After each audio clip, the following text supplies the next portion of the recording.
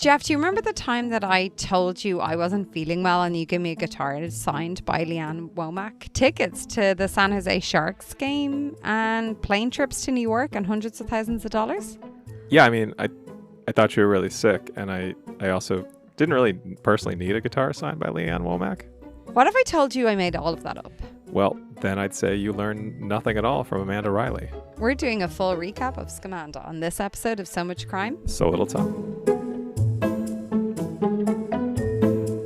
Hey Dee, you know those really nice early summer evenings where you're just sitting outside drinking a beverage, a nice cold beverage of your choice, and I can't wait for them. They're so close. They're just around the corner, Jeff. And you're just like wondering like, okay, everything seems just about perfect, but something's missing.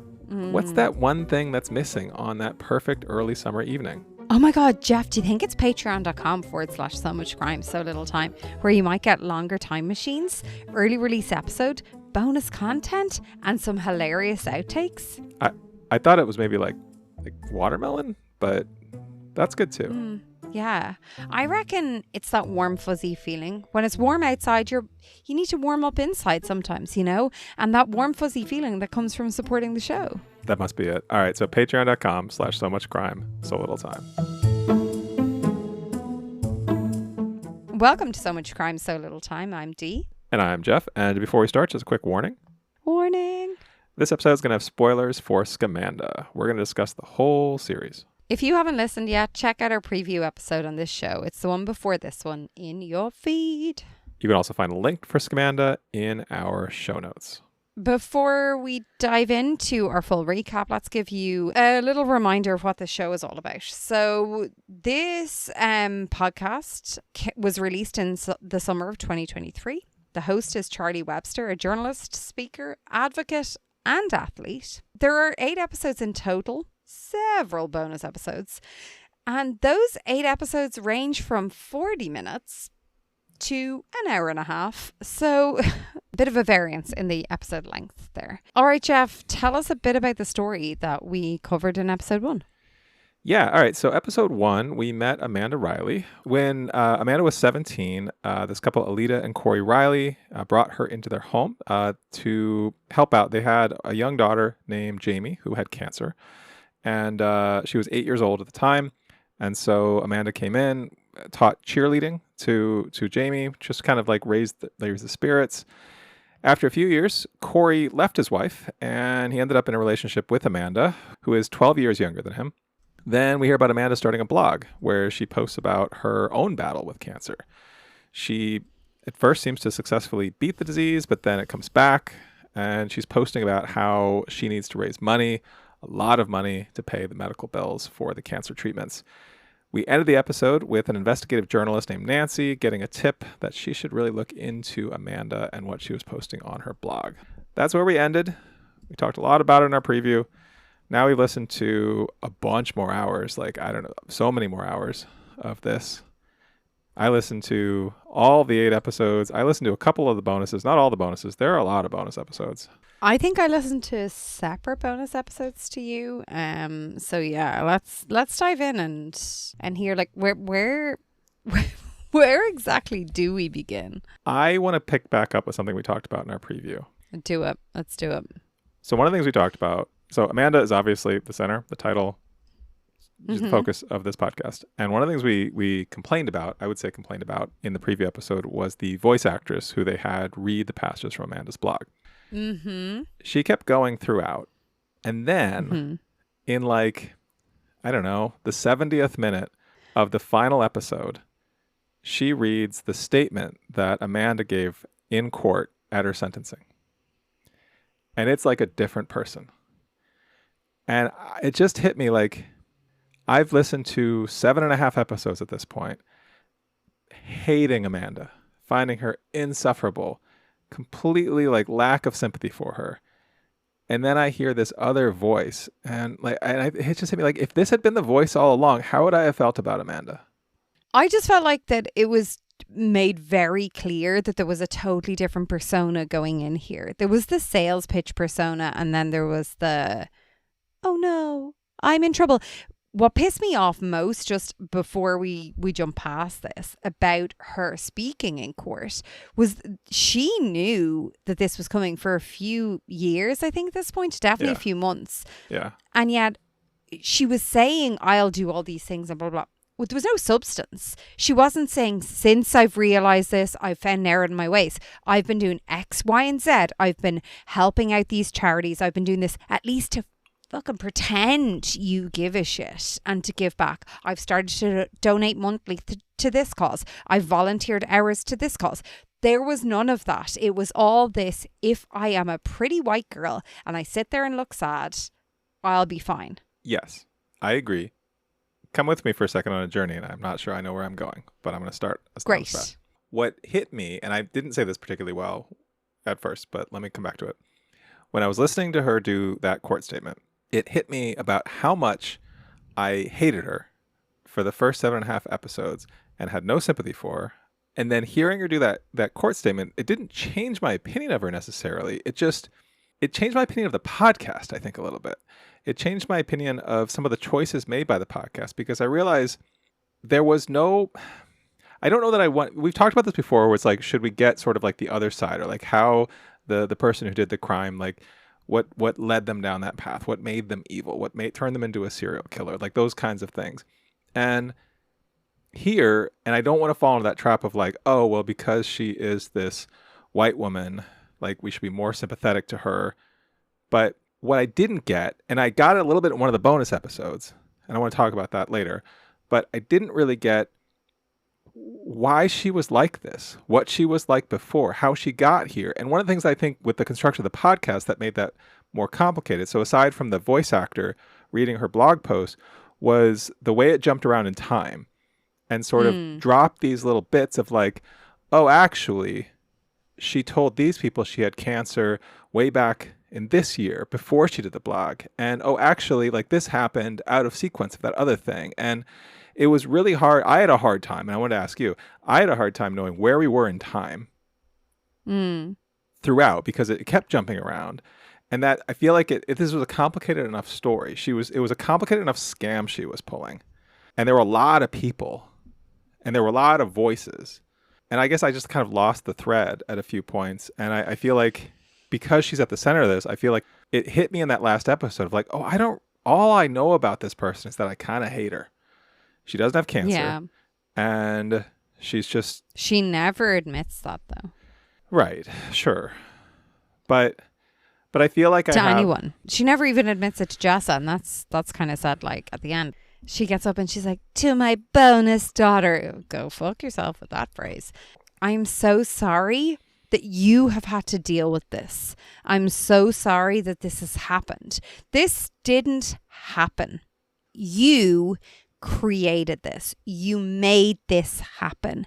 This isn't even an accident where someone kills someone in their car when they're drunk or whatever. Like this isn't that. Like you continuously made efforts to scam people. Yeah. You continue that moment, Jeff, where they say that Corey and Amanda told their sons and Jessa that they're going to need bone marrow potentially from them. Why the fuck would Jessa be the bone marrow person? Surely they'd have to be like a match. Well, okay. Is that not how bone marrow works? I think it is. And if not, like get it off like a grown-ass adult. But imagine putting that fear, even if that's your daughter and even if you are sick, maybe just don't tell them yet. Like talk to them when it might happen, as opposed to like fucking sprinkling fear in your kids. You're so fucked up. One other thing I want to say about this is that I think there's a different version of this podcast that I think I would have had a real problem with, about this woman who sort of starts telling these lies, spinning these webs, and loses control and just has to go deeper and deeper and deeper. And I think I appreciate that this avoided that. And she is sort of portrayed as like a pure villain who just hurts people all over. It's interesting some of the parts you're saying. I don't want to jump on our story too much, or like 2 bonus episodes that people may not have heard of, but there is the final bonus episode, which is Charlie Webster being interviewed, herself. It's called Crime Story. It's obviously It's a different podcast. So it's a different podcast, but it's played on this. So it's a Crime Story, Charlie Webster on Amanda C. Riley's Web of Lies. And so Charlie is the host of Scamanda, is interviewed by Kathleen Goldhar about like a few different parts. And I felt like I got a bit of a better understanding for some aspects of the podcast there. We hear how she felt, how she came into contact with Nancy, how they were so different, the two of them, Charlie and Nancy. Yeah. And they get on really well, but their different approaches led to Scamanda being made the way it was, and how really the story wasn't supposed to be how it ended up. They had a different guise and a different arc, and as they started to uncover more and more, the arc like developed. What was the other arc? They didn't really go into it. She was just like, this wasn't it. But Charlie Webster herself, what I found interesting about that is she kind of opens up more about her trauma that she's gone through. Yeah. And I think by listening to that, I kind of understood what she was trying to tell from this, because I felt like a lot we were going back to the kids and, you know, the poor kids and what they're going through. I don't mean poor kids in a derogatory, like, I don't mean that in a dismissive way. I mean it like we kept kind of going back to it and it felt almost repetitive. But then when you hear a little bit more about Charlie Webster and her life and her how she was raised, and it feels like it informs a lot of how the podcast was kind of portrayed. That's interesting. I would recommend. I only listened to 2 bonus episodes. One of them was that one, and I felt like that one was really, really well done, and it was a really good like addition to give context on some of Scamanda, and maybe dealing with some of the more, I'm not going to say negative reviews, but some of the aspects of reviews I've read that were questioning some of how things were dealt with. Okay. Well, that's interesting, because I listened to different bonus episodes. Let's just do a quick bonus episode tangent here, because I listened to After Show, which is one that came out this year in 2025. Charlie Webster reading and answering questions that she's gotten since the podcast came out, as well as since the TV docuseries came out on Hulu. So it's like an hour long. Any like extra interesting questions that came up there? Well, yeah. I mean, a couple things I wrote down were, so some people asked about why the podcast didn't focus on the fact that Corey got involved with Amanda when she was a teenager. And so she said, well, that's not really what happened. And so Amanda was 17 when she came into their home. And I know Corey told people that he had this one night stand with Alita, but really they were married for 4.5 years. But then they were separated for, I guess, a couple of years. And when they got together, Amanda was 24. Corey was 33. So okay, that wasn't clear at all. No. One of the other things I noted was just more of a story update that I thought was interesting was, so as of 2025, Amanda is out of prison in a halfway house and is, according to Charlie Webster, in San Jose? Probably. I don't know. She didn't say where she was, right. But is probably going to be out of the halfway house and kind of released back into the general population scheduled for late 2025, but probably will be earlier. But she also said that she is... this year it can get worse? Really? Corey filed for divorce early in 2024. But there's another question there. He's got his another missus lined up. But that's another thing, is they also asked about how did Corey not know? Because Corey was never charged with any crimes. Oh, okay. So in the Crime Story episode that I listened to, Charlie Webster mentions, as I said, some of the situation she grew up in, which she kind of said, like, I don't know whether that's coloring my thought on how this could be, or this question, because it's obviously allegedly this question over whether there's an element of coercive control here, because apparently the entire time Amanda claimed he didn't know. He didn't know. But he was saying to people, I'm here while she's getting chemo. I'm here while she's puking. I'm here while she's doing all this. He's obviously also at one point rolls up in like a new truck when they have financial difficulties. And at one point, I think it was mentioned that Gail, Amanda's mum, was buying a holiday home. Yes. So like, yeah, all of this is like bull effing shit. Like, you definitely knew. Like, you definitely knew. Yeah, Gail too. Like that also came up on the after show. Like, and like I think we have to remember here, and I think it's easy to forget it when you're in court and you're like, oh my God, especially when the sentence was like larger than they expected. This wasn't a sentence for everything. This was for the wire fraud. Right. Yeah. Well, because it's not for everything. It's not for the babysitting. It's not for any cash.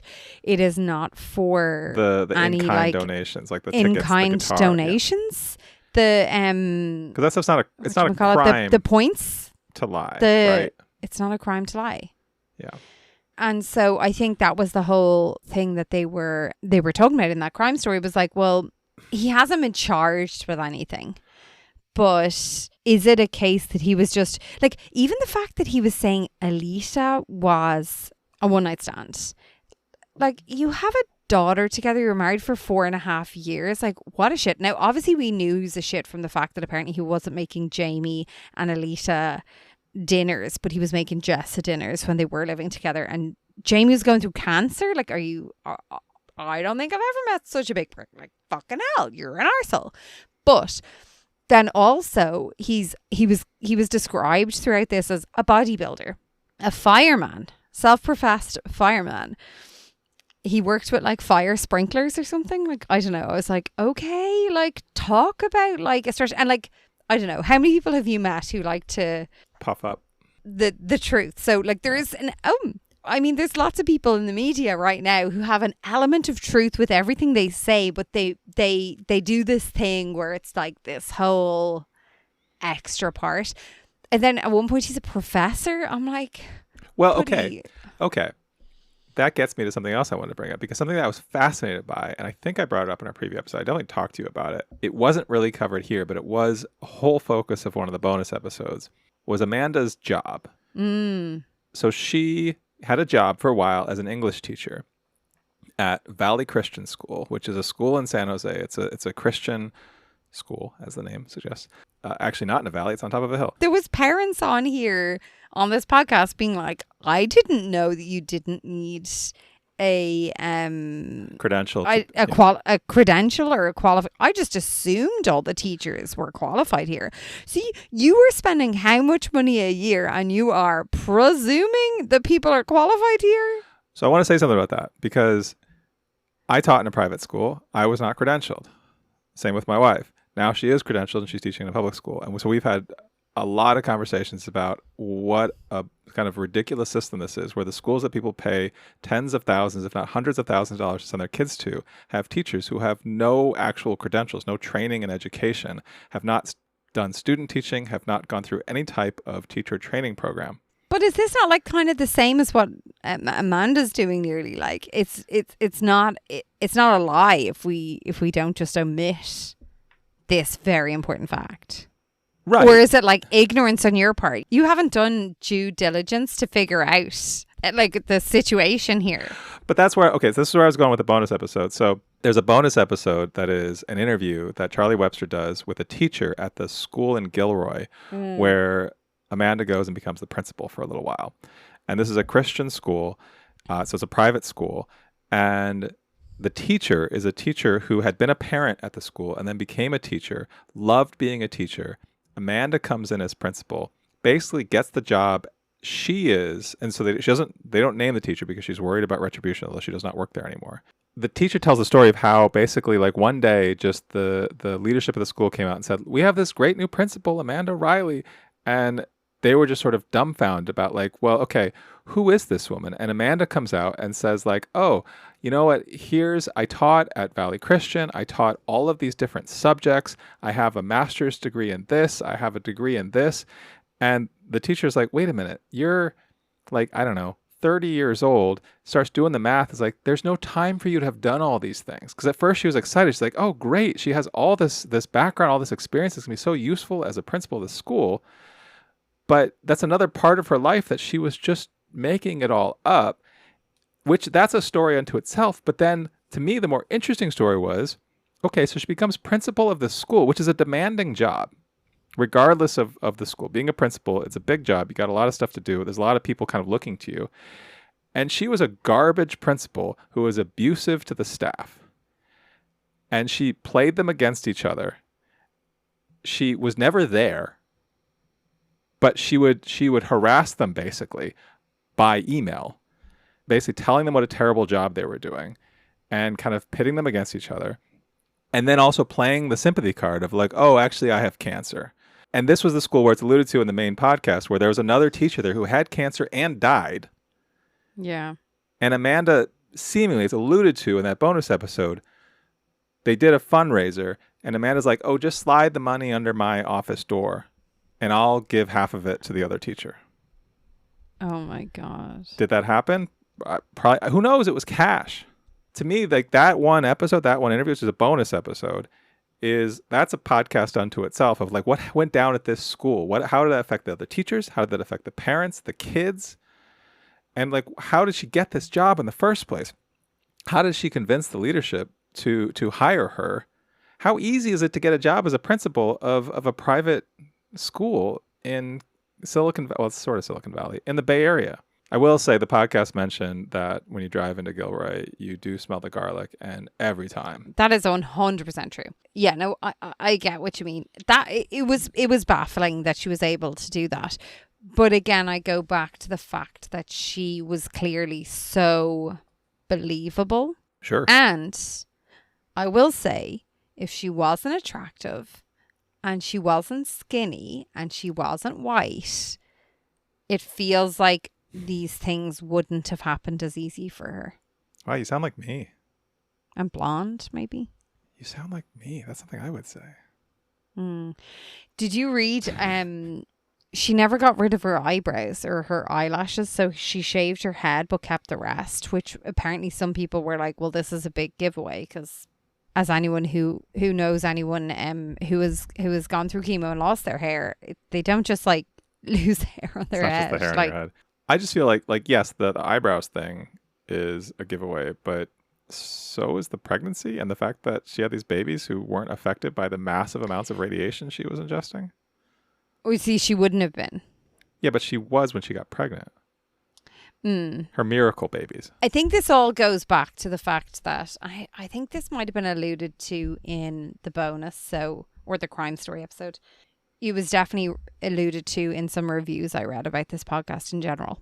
People don't question people with cancer or people who are sick, obviously. And there was even a review I read. It was saying that this person who was posting saying like, look, I've been there. I've been in these support groups. I've gone through it myself. People are so tired from talking about it. You just empathize with each other. You don't question, and everyone's journey and battle is so different. You don't sit back and start judging and picking holes in the story. And I think that was the thing with Alita, who I feel like was such a victim in this situation. She was portrayed as this horrible, jealous ex-wife. Yeah. From the get-go. And her point was, I don't give a shit about him. Just like, stop trying to take my daughter. And, you know, my very first note here is, if you're so stressed and sick, which I think came up in episode 2, if you're so stressed and sick, but you're okay enough to keep your Facebook up to date with the custody battle that you're continuing to fight to get your bonus daughter over, which is clearly, purely for the money. Like, and even Jess is saying, you know, while I was there, I had to clean, I had to babysit. Amanda was always in bed. Amanda sounds like a lazy bitch. Like, Jesus. And it was noted actually in the bonus episode, if she was to have put the energy and the commitment she did in this scam to anything else, she could have been a highly successful entrepreneur. That was like the quote from the bonus episode that I was like, yeah. Like, she was committed. She was apparently very charming. But that's always the way, isn't it? Why choose this? This is a lot of fucking effort. Imagine having to go into hospital or call an ambulance and be like, hook me up to an IV, and then be like, oh my God, blah, blah, blah, blah. Like, what? Yeah. And I know, I'd love to know the full extent of what they got, because $100,000 is freaking pittance, especially in the Bay Area, and especially over the course of 7 years. And that was, and Charlie Webster mentioned that in the bonus episode I listened to. Someone asked like about the money, and she's like, well, yeah, she said it was like over like, I think she said 10 years, where it's not very much money on a per year basis that she was really getting. But that's just what they knew about. That was kind of the wire fraud charge. One thing you said that I wanted to come back to was that thing about like people don't question people with cancer. And I think, so I thought of Fight Club. You seen Fight Club? No, but are you just going to say how the first rule of Fight Club No. is you don't talk The about beginning of Fight Club, Edward Norton is... sorry, I have seen Fight Club. Did I say no? But like, I was very young. Okay. He's an insomniac, and he I discovers... don't know when it came out, but I was very young. Doesn't matter. He's an insomniac. This is the beginning of the movie. This is not a spoiler. He's an insomniac, and the thing that finally cures him of his insomnia is going to like support groups for people with different like terminal diseases. And he goes to these, and it gives him some peace. And then he runs into Helena Bonham Carter, who's doing the same thing. And they're like vultures who go to these groups. No one questions that they don't have the thing. Like sometimes they stand up and talk about their whatever disease it is. Like testicular cancer is one of them. Like she goes to the testicular cancer one. It's like, how are you even here? Like you. This is like the first 10 minutes of the movie, but it's true. Like people don't question it. But the other thing I thought of was, like, I've known people with cancer. I've known people who've been very sick with cancer. And it is true. You just believe people, because why would you lie? But the other thing, to your point, is I've known people with cancer who they lose a lot of weight. They look sick.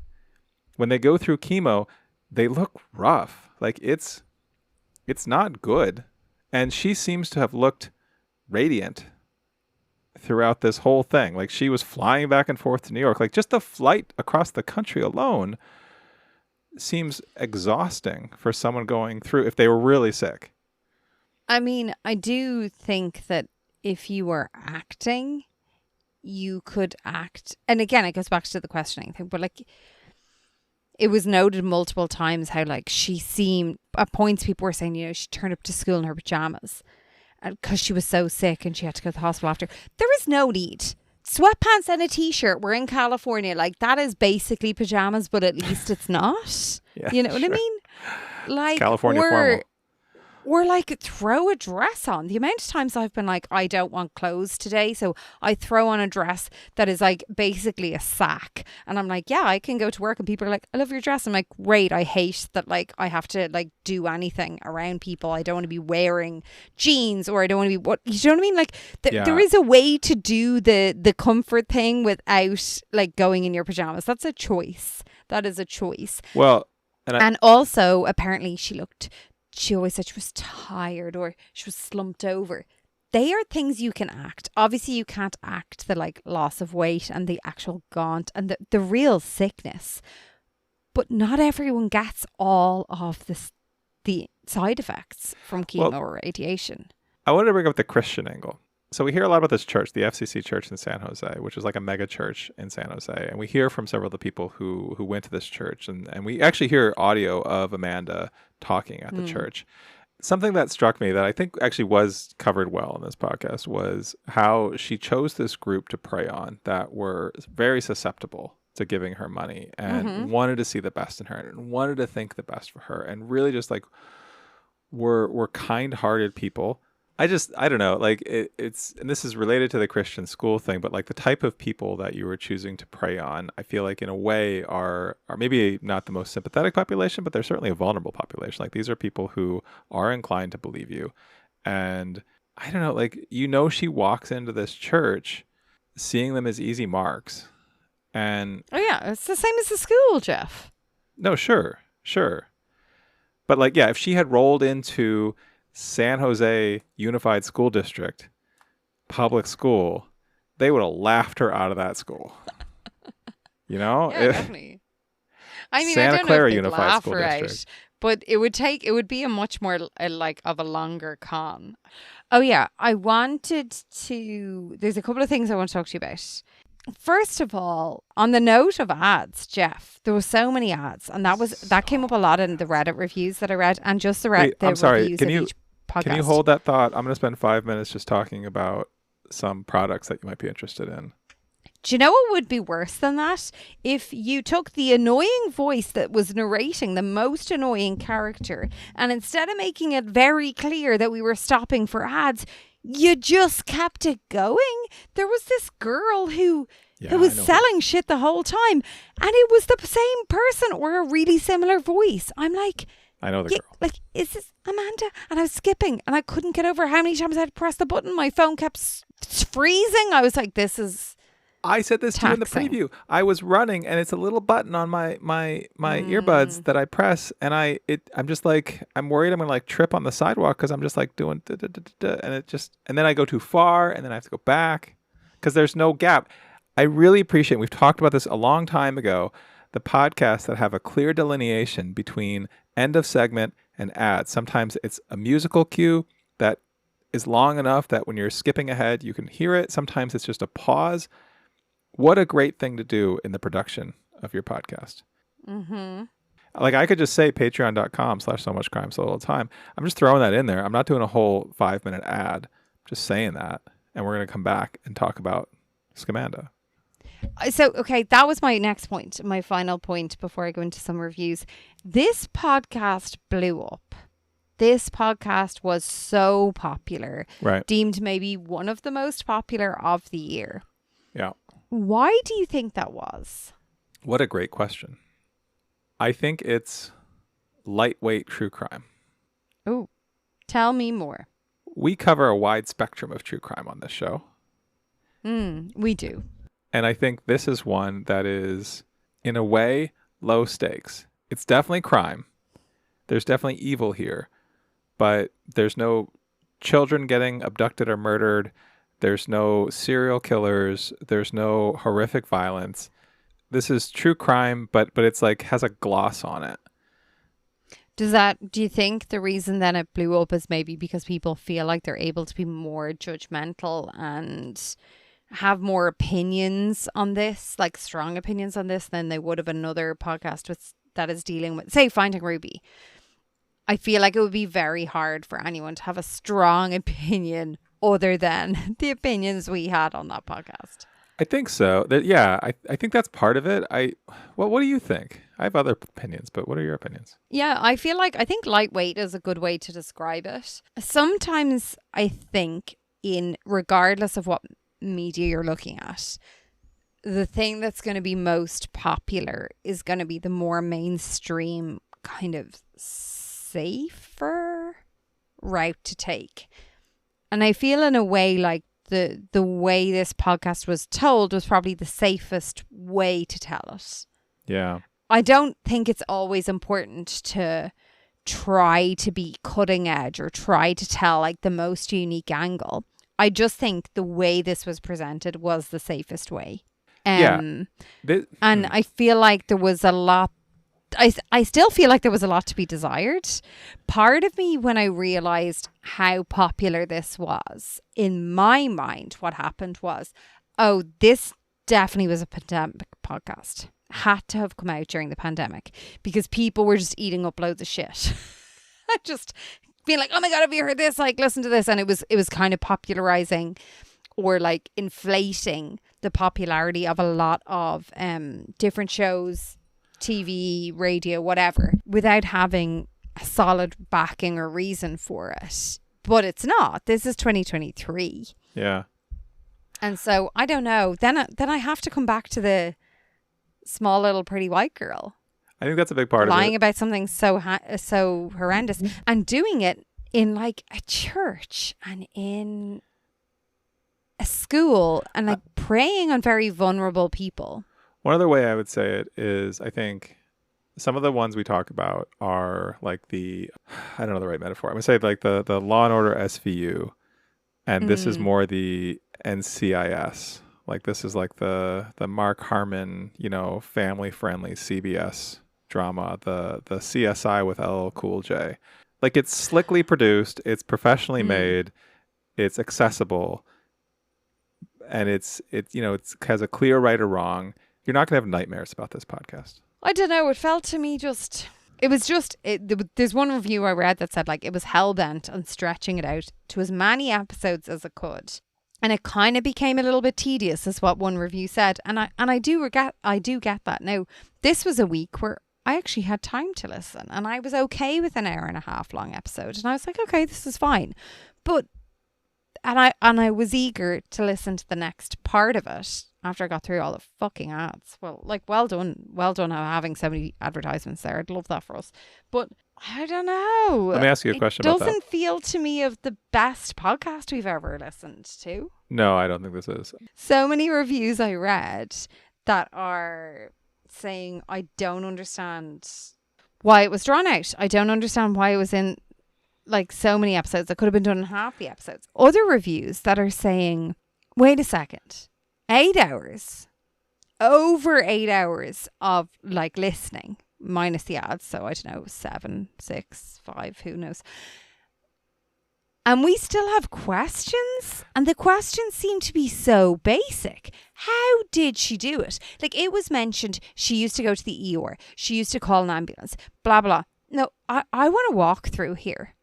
How do I call an ambulance, get escorted to ER, get hooked up to an IV and manage to take a selfie of myself without there being noise around me? And how much is that costing me? And how much is that offset by the money I'm making by claiming this? Because none of this makes sense. Like, from an accountancy point of view, I'm like, where's the balance here? All right, hands up, what's up? So Charlie Webster talks about this in the after show episode where she answers listener questions. And I think, so I talked a little about that before, but I think to me, that is sort of an indictment of the production of the show, that there are these sort of fundamental questions. And the same thing of like the thing with Corey and Amanda, and that like we hear when Amanda is 17 and then we hear that Corey is together with her. We don't hear we never hear the fact that Amanda is 24 when they like 7 years go by. Where do those 7 years go? That kind of fundamental detail. And the same thing, because actually another question I didn't bring up was, how is she having these pictures with like the IVs and all the medical equipment? And so she answers that question. She talks about how easy it is and like the different ways in which she could get that, as well as the ways in which she could get admitted to the hospital, get these hospital selfies and stuff. She talks about that there. Why wasn't that in the podcast? That should have been in the podcast. Seems real fundamental. Like, give me a walkthrough here. To me, that's like, yes, I also like moved through this pretty quickly and was engaged with the podcast. Like it was entertaining, but I kept asking these questions. I think and I know it was alluded to many times, but what's hard in this situation is, yes, people are addicted to it and people are interested in whatever. And she went away for a lot of time. Like 5 years is a lot. Like, I feel like often in this country and actually in Ireland, like people don't go away for long enough sometimes, and then other times I'm like, the court system is fucked here. How do you, like, that's it's all very confusing. But how many people bought into her story and donated, who now see someone asking for money for treatment or for whatever, and they say, fuck that. Yeah. Fool me once. That's the problem with these scam stories. And this is maybe the worst of that we've heard of. Like, this then brings into question the trust that you'd have in people who really need the money, who like, that's the root of what she's doing here is a real problem. People who have cancer and have ridiculous medical bills. That's a real issue. And yeah, she's harming all of those people. Like, that's the sort of like trickle down effect of what she did. And yeah, would you recommend this to people? Yeah, I think anyone of my friends who's into true crime, I'm like, yeah, like, listen to this. Like, this is a nice reprieve in a way from some of the other darker stories that we have. But if someone is saying, I want something that really in depth, really covers all bases, you feel is like, you know, highest quality, not a production, because BBC around this is very well produced, you know, really gets to the detail and digs into a story, am I going to recommend this? No. Yeah. I don't think I'm going to. It's frustrating because I want to recommend a story that is close to the Bay Area. It's a Bay Area story. There's a lot of things here that I think I expect to have kind of a connection to. And yeah, I think I left thinking like, I wish a bunch of the bonus content was incorporated into the podcast proper. I think there's a better version of this story that isn't this podcast. If you enjoyed today's episode, please leave a comment on Spotify, Apple, or wherever you get your podcasts. Rate us, tell some friends, and join us on all our social media. Follow what's coming up over the summer. It's all very exciting. Thanks. Next time, Dee, I have a question for you. one. How good do you think you'd be as a police interrogator? Well, I would definitely be the good cop. Okay. Well, Are you laughing because you don't think I'd be the good cop? I can't picture you as the bad cop, so yeah, I think you'd be the good cop. Oh, really? I think I'd be a good bad cop if I tried to be. But I would be the good cop. Next time, we're listening to a podcast called Just Say You're Sorry. It's about Texas Ranger James Holland. He is celebrated as the, quote, serial killer whisperer. He solved dozens of murders using his interrogation skills. But we're going to see if he goes a little too far and if he's put innocent people in prison. Again, it's called Just Say You're Sorry. That's on the next So Much Crime. So little time.